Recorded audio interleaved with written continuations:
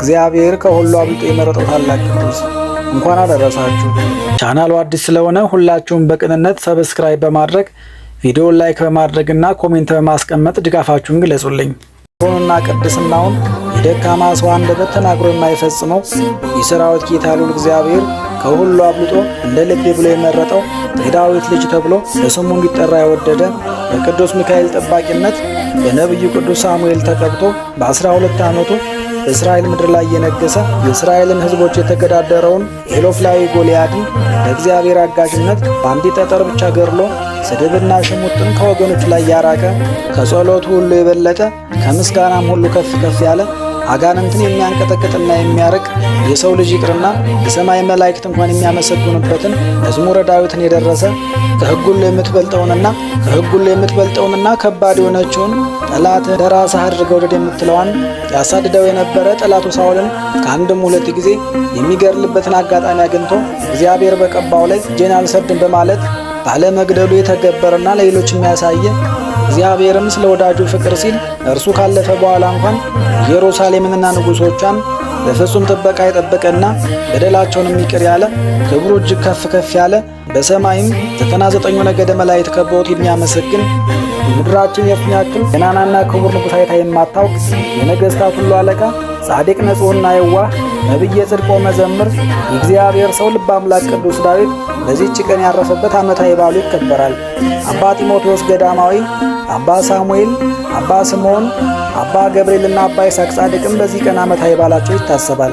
ቅዱስ ጊዮርጊስ ሊቀ ሰማዕታት፣ ቅዱስ ሰለሞን ጠቢብ ንጉሠ እስራኤልና ቅዱስ ዳንኤል ነቢይ ደግሞ ወርኃዊ በዓላቸው ይታሰባል።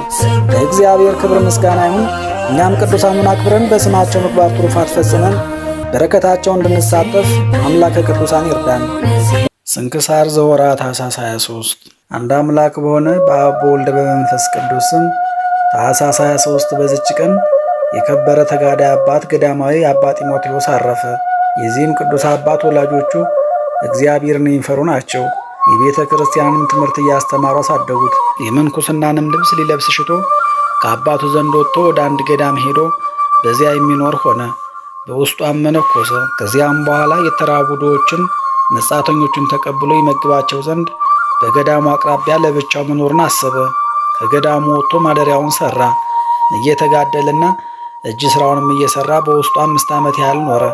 የበጎ ሥራ ጠላት ሰይጣንም ከእርሱ እጅ ሥራውን ትገዛ ዘንድ በምክንያት ጋለሞታ ሴትን ወደ እርሱ አመጣ። ብዙ ጊዜ ወደ እርሱ ከመመላለሷ የተነሳ የኃጢአት ፍቅር አድሮባቸው በመብል ጊዜ በአንድነት የሚበሉ ሆኑ። ከዚህም በኋላ ከእርሷ ጋር በኃጢአት ወደቀና በኃጢአት ሥራ ውስጥ 7 ዓመት ያህል ኖረ። በዚያንም ጊዜ እግዚአብሔር እርሷንም እርሱንም ፈጽሞ አልጣላቸውም።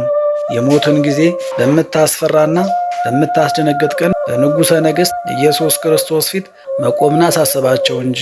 ከዚያም ቦታ ተነስቶ ጥቅጥቅ ካለ ዱር ውስጥ ገባ። ልዑል እግዚአብሔር መርቶታልና። በዚያም ጣፋጭ የውሃ ምንጭና ተምር አለ። በዚያም ቦታ እየተጋደለ ብዙ ዘመን ኖረ። ከዚያም በኋላ ሰይጣን በእርሱ ቀንቶ አስጨናቂ የሆነ የሆድ በሽታ መጣበት። ከሕማሙም ጽናት የተነሳ በግንባሩ በምድር ላይ ወደቀው ሆኖ ኖረ። እርሱም ሲጸልይ ነፍሱን እንዲህ ይላት ነበር፣ ነፍሴ ሆይ ይህ የሥራሽ ኃጢአት ፍሬ ነውና በዚህ ደዌ ላይ ታገሽ። በዚህ ሕማምም 4 ዓመት ኖረ። ከዚህ በኋላ መሐሪ ይቅር ባይ እግዚአብሔር ራራለት፣ መልአኩንም ላከለት። እርሱም በእጁ ሆዱን አሸው፣ ጎኑንም በጣቱ ሰነጠቀ፣ ጨጓራውንና አንጀቱንም አጸዳ። ከዚህም በኋላ ወደ ቦታው መልሶ እንደ ቀድሞ አያይዞ አዳነው። እነሆ እንግዲህ ጤነኛ ሆንክ፣ ዳግመኛ አትበድል፣ ከዚህ የከፋ እንዳይደርስብህም አለው። በበረሃ ውስጥም እየተጋደለ 40 ዓመት ኖረ። ከዚህ በፊት በገዳም 17 ዓመት በዋሻም 10 ዓመት ኖሯል። በዚህም ረዥም ዘመን ከልብስ የተራቆተ ነው። ልዑል እግዚአብሔርም የራሱን ጠጉር አረዘመለት፣ በእርሱም በፊቱም በኋላውም ተሸፈነበት። ለዚህም አባት ስለ አገልግሎቱ፣ ስለ ተጋድሎ፣ ስለ በጎ አምልኮቱ አራዊት እስከሚጎበኙትና የእግሩን ትቢያ እስከሚልሱ ድረስ ታላቅ ጸጋ ተሰጠው። እግዚአብሔርንም ካገለገለ በኋላ አክሊሉን እንደተሸከመ በሰላም አረፈ። ለእግዚአብሔር ምስጋና ይሁን።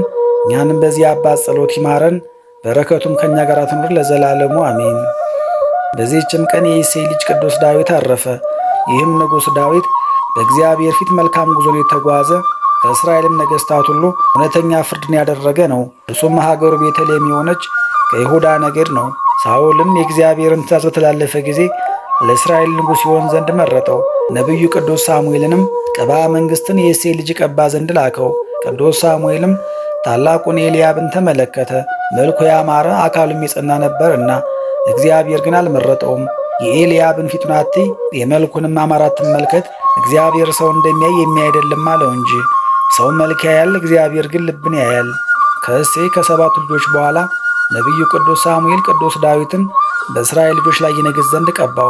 እግዚአብሔርም በሥራ ሁሉ ከእርሱ ጋር ሆነ። ከልቦናው ንጽሕና ከየዋህነቱን ብዛት የተነሳ ጠላቱን ሳውልን ብዙ ጊዜ ሲያገኘው ላይ ምንም ክፉ ነገር አላደረገበትም። በአንዲትም ዕለት ሳውል ከእስራኤል ሁሉ የተመረጡ 3000 ሰዎችን ይዞ ዳዊትን ከሰዎቹ ጋር ይፈልገው ዘንድ ዋሊያዎች ወደሚታደኑበት ሄዶ በጎዳና አጠገብ ያሉ ዘላኖችም ወደሚሰማሩበት ደረሰ። በዚያም ዋሻ ነበረ። ሳኦልም ይናፈስ ዘንድ ወደዚያች ዋሻ ገባ። አሽከሮቹና ዳዊትም በዚያች ዋሻ ውስጥ ተቀምጠው ነበረ። ዳዊትም ተነስቶ ቀስ ብሎ ከልብሱ ጫፍ ቆረጠ።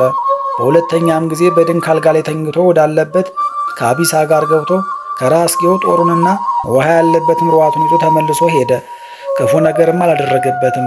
ሰዎችም ጠላትህን ሳኦልን ግደለው ባሉት ጊዜ እግዚአብሔር በቀባው ላይ እጄን ልዘረጋ አይገባኝም ብሎ መለሰላቸው። ስለ ሳኦልም መገደል አንድ ሰው በነገረው ጊዜ ቅዱስ ዳዊትም ያንን ሰው ማን ገደለው አለው። ሰውየውም እኔ የገደልሁት አለው። ቅዱስ ዳዊትም አዘነ፣ ልብሱንም ቀደደ። ያንንም ሳኦልን የገደለውን ሰው ገደለው። እግዚአብሔርም በዚህ ጻድቅ ቅዱስ ዳዊት ልብ ብዙ ትሩፋትን፣ ትሕትናን፣ የዋህነትን፣ ቅንነትን፣ ትዕግስትን፣ ፍቅርን አከማቸ። ክብር ያለው ንጉሥ ሲሆን ራሱን ውሻ፣ ትል፣ እንስሳም አድርጎ ይጠራል። ስለዚህም ከምድር ነገሥታት ሁሉ ከፍ ከፍ አደረገው።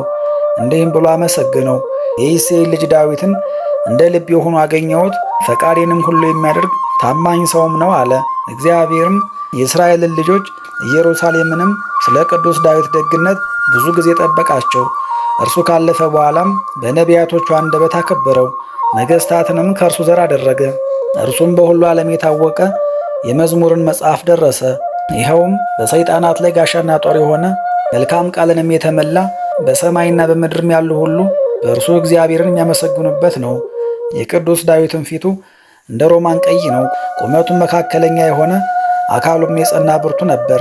ታናሽ ብላቴናም ሆኖ ሳለ እርሱ የአባቱን በጎች ሲጠብቅ አንበሳ ወይም ተኩላ መጥቶ ከመንጋው ውስጥ በግ ነጥቆ በሚወስድበት ጊዜ ተከትሎ ገድሎ ካፉ ያስጥለው ነበር። ሊጣላውን ቢነሳበት ጉሮሮውን ይዞ ይሰነጥቀዋል። ከፍልስጤማውያንም ጋር ሰልፍ በሆነ ጊዜ ብርቱ ሰው ስሙ ጎልያድ የሚባል ከጌት ሰዎች የተወለደ ቁመቱ 6 ክንድ ከስንዝር የሆነ ከኢሎፍላያን ሰፈር ወጣ። በራሱ ላይ የናስ በርበርቴ ደፍቷል። የናስ ጥሩርም ለብሷል። በእርሱ ላይ ያለ የብረትና የናስ ሁሉ ሚዛኑ 5000 ወቄት ነበር።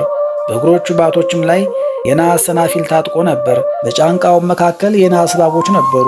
የጦሩም ዛቢያ እንደ ሸማኔ መጠቅለያ ሆኖ በላዩ ሽቦ ነበረበት። የጦሩም ብረት መጠን 600 ወቄት ነበር። ጋሻ ጃግሬውም በፊቱ ይሄድ ነበር። ቁሞም ወደ እስራኤል ሰፈር ይጮህ ነበር። ከእኛ ጋር ትዋጉ ዘንድ ለምን ወጣችሁ? እኔ የኢሎፍላውያን ወገን ነኝ፣ እናንተም የሳውል ባሮች አይደላችሁምን? ከእናንተ አንድ ሰው መርጣችሁ ወደ እኔ ውረድና ከእኔ ጋር መዋጋት ችሎ ቢገድለኝ ባሮች እንሆናችኋለን። እኔ ከእርሱ ጋር ችዬ ብገድለው እናንተ ባሮች ሆናችሁ ትገዙልናላችሁ አላቸው። ያም ኢሎፍላዊ ለወገኖቹ ዛሬ በዘች ቀን አንድ ሰው ስጡኝና ሁለታችን ብቻችንን እንዋጋ ብዬ የእስራኤልን አርበኛ እነሆ ተገዳደርኳቸው አላቸው። እስራኤል ሁሉና ሳኦልም ይህን የኢሎፍላዊ ቃል በሰሙ ጊዜ ደነገጡ፣ እጅግም ፈሩ። የእስራኤልንም ወገኖች እንዲህ እየተገዳደራቸውና እየተመካባቸው 40 ቀኖች ያህል ኖረ። ከእስራኤልም ወገን ወደ እርሱ ይወጣ ዘንድ የደፈረ የለም። በዚያንም ወራት ቅዱስ ዳዊት ወንድሞቹ ሊጎበኝ ወጣ። ያንንም የኢሎፍሊ ወገን የሆነ ሰው የእግዚአብሔርን ወገኖች ሲገዳደራቸው ባየው ጊዜ አምላካዊ ቅናትን ቀና።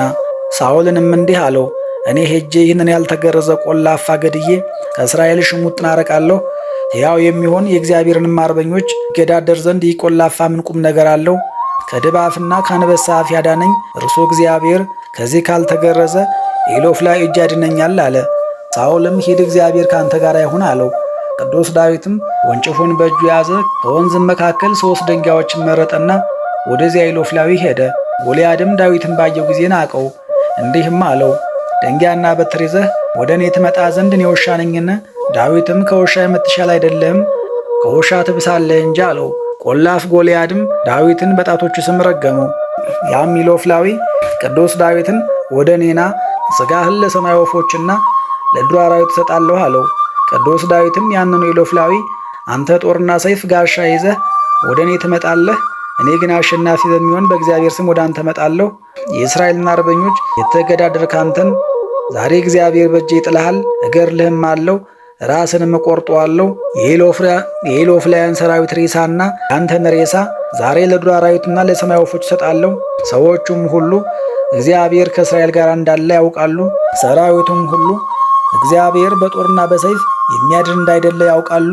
ድል የእግዚአብሔር ገንዘብ ነውና አለው። ቅዱስ ዳዊትም እጁን ወደ ጎን ሰዶ አንዲት ድንጋይ አውጥቶ ወነጨፋት። ያንንም ኢሎፍላዊ ግንባሩን ገመሰችው። ያችም ድንጋይ ከግንባሩ ገብታ ናላውን በጠበጠችው።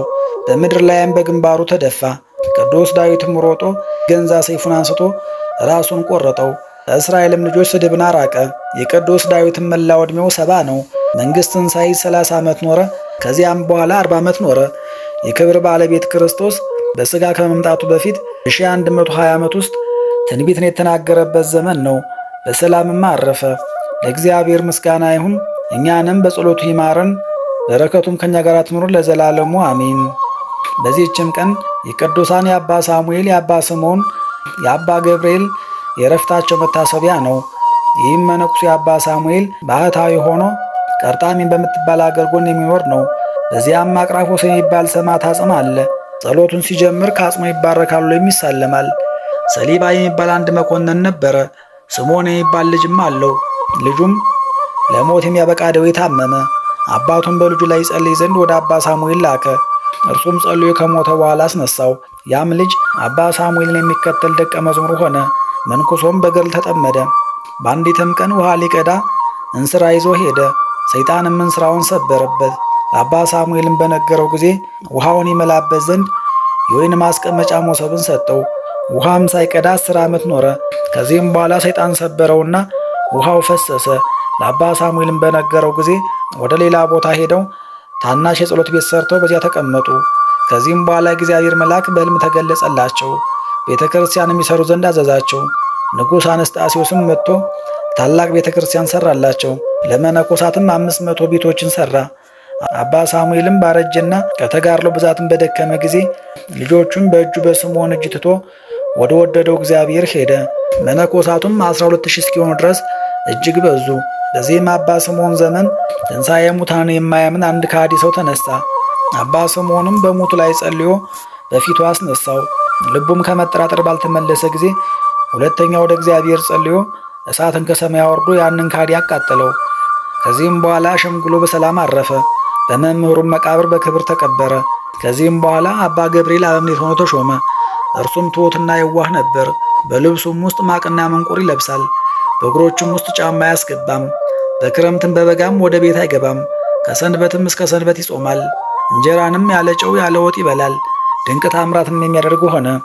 በአንዲትም ዕለት ደቀ መዝሙሩ ለእንጀራ የሚሆን ቡሆ የሚያቦካበት ታላቅ የድንጋይ ገንዳ ወደ ገዳሙ ሊያስገቡ ሽተው ሸክም የሚረዳቸው ባጡ ጊዜ አባ ገብርኤል ሰምቶ ከሰው አንድስ እንኳ በገዳሙ ውስጥ እንዳይቀር ለመሸከም እንዲወጣ አዘዘ። 10,030 ያህል ሰዎችም ከሙታን ተነሱ። አባ ገብርኤልም አይቶ እናንተን ያልኩ አይደለም ሕያዋንን ነው እንጂ አላቸው። በዚያንም ጊዜ ወደ መቃብራቸው ተመለሱ። ከዕለታትም በአንዱ አንድ ሰው ከአንድ መነኩሴ ዘንድ ወርቁን አደራ ኑሮ ወደ ሩቅ አገር ሄደ። በተመለሰም ጊዜ መነኩሴው ለረዱ ሳይናገር ሞቶ አገኘው። ረዱንም ስለ ወርቅ በመረመሩት ጊዜ መምህሩ ያኖርበትን እንደማያውቅ አስረዳቸው። አባ ገብርኤልም ወደ ሟቹ መቃብር ሄዶ ስለዚያ ወርቅ ጠየቀው። ሟቹም ያኖርበትን ስፍራ ነገረው። ባለገንዘቡም እያደነቀ ገንዘቡን ይዞ ሄደ። ሰሊብ የሚባል ወዳጅ ነበረው። ሳይገናኙም ሞተ። አባ ገብርኤልን በሰማ ጊዜ ወደ መቃብሩ ሄዶ አለቀሰ። ጸሎትንም አድርጎ በክብር ባለቤት በጌታችን ኢየሱስ ክርስቶስም ተነስ አለ። ድኖ ተነስቶ 12 ዓመት ኖረ። በዚህም አባት ዘመን ከሮም ነገሥታት በክርስቲያን ወገኖች ላይ ታላቅ ስደት ሆነ። ቁጥር የሌላቸው ምዕመናንም ተገደሉ። ከጥቂት ወራት በኋላም እስላሞች ነገሱ። ክርስቲያኖችም ከስደት ዳኑ። 80 ዓመትም በሆነው ጊዜ በብዙ ተጋድሎ ከኖረ በኋላ በፍቅር አንድነት አረፈ። ለእግዚአብሔር ምስጋና ይሁን። እኛንም በሊቅ ቅዱሳን ጸሎት ይማረን፣ በረከታቸውም ከእኛ ጋር ትኑር ለዘላለሙ አሜን። በዚህችም ቀን የቅዱሳን የይስሐቅ፣ የአባ አሞን፣ የአባ ቦሊ፣ የመቃርስ፣ የአይተላትካ፣ የፊሊጦስ፣ የመርቆሪዎስ መታሰቢያቸው ነው። በረከታቸውም ከእኛ ጋር ትኑር ለእግዚአብሔር ምስጋና ይሁን ለዘላለሙ አሜን። ጌታ ሆይ ከብልጽግናቸው ብዛት የተነሳ ብዙ መባ ካገቡት ይልቅ የዳዊቱን አነስተኛ መባ እንደተቀበልክ ለሁል ጊዜ የሚያገለግሉ አላፍ መላእክትን እያሳሰብኩ በችግሬ ጊዜ የማቀርብልን ምስጋና ተቀበል። እናንተም ቅዱሳን ነቢያት፣ የወንጌል ሰባኪያን ሐዋርያት፣ ሰማዕታትና ጻድቃን፣ ትጉሃን መላእክት፣ ፍጹማን ደናግል እንዲሁም ደጋጎች መነኮሳት ሆይ ልጅ አዋቂ ሳንለይ የምንሰበሰብበትን የጉባኤ ቦታ ባርኩ። ይህንን መጽሐፍ ወረቀት አዘጋጅቶ ብራና ዳምጦ የጻፈውን ያጻፈውን ከግዕዝ ወደ አማርኛ የተረጎመውን ቃለ ንባቡን በእርጋታ መንፈስና በተመስጦ ሕሊና ያዳመጠውን በደለኛን ሁሉ በምታስምር በጌታ እናት በማርያም ጸሎት ኢየሱስ ክርስቶስ በአንድነት ይማረን። በማርያም ጸሎት ኢየሱስ ክርስቶስ በአንድነት ይማረን። በማርያም ጸሎት ኢየሱስ ክርስቶስ በአንድነት ይማረን ለዘላለሙ አሜን። አባታችን ሆይ በሰማያት የምትኖር፣ ስምህ ይቀደስ፣ መንግሥትህ ትምጣ፣ ፈቃድህ በሰማይ እንደሆነች እንዲሁ በምድር ትሁን። የዕለት እንጀራችንን ስጠን ዛሬ፣ በደላችንንም ሁሉ ይቅር በለን እኛም የበደሉን ይቅር እንድንል። አቤቱ ወደ ፈተናም አታግባን፣ ከክፉ ሁሉ አድነን እንጂ እጅ መንግሥት ያንተ ናትና፣ ኃይል፣ ክብር፣ ምስጋና ለዘላለሙ አሜን።